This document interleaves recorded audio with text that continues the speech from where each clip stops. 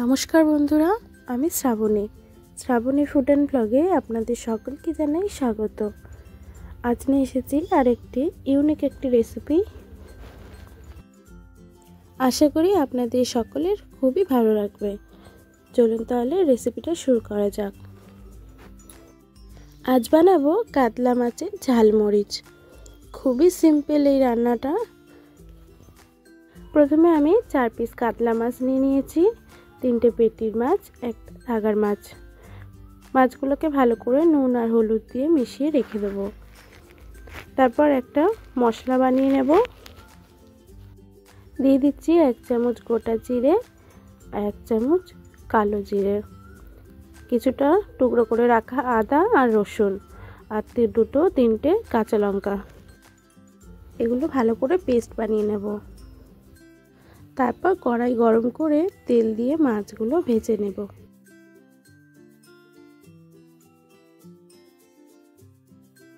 মাছগুলো খুব বেশি কড়া করে ভাজার দরকার নেই, অল্প হালকা একটু ভেজে তুলে ফেলব।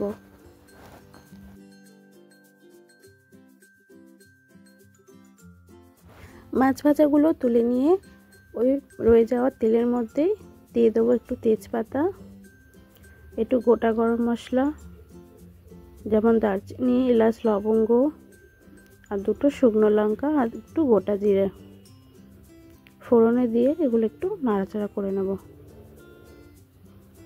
এরপর আমি এর মধ্যে যে পেস্টটা বানিয়ে রেখেছিলাম সেই পেস্টটা এবার দিয়ে দেব। পেস্টটা দিয়ে একটু ভালো করে নাড়াচাড়া করে নেব।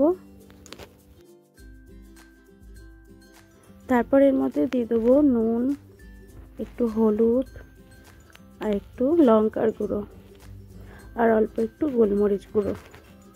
এই সব কিছু দিয়ে সামান্য একটু চিনি দেব। তারপরে ভালো করে কষিয়ে নেব।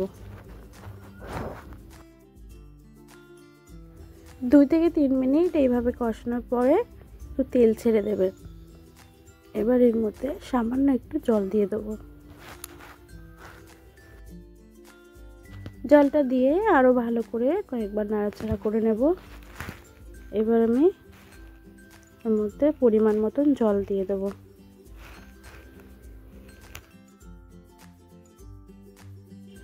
দেখুন বন্ধুরা, ঝোল ফুটে গেছে। এবার আমি ভেজে রাখা মাছগুলো এর মধ্যে দিয়ে দিচ্ছি।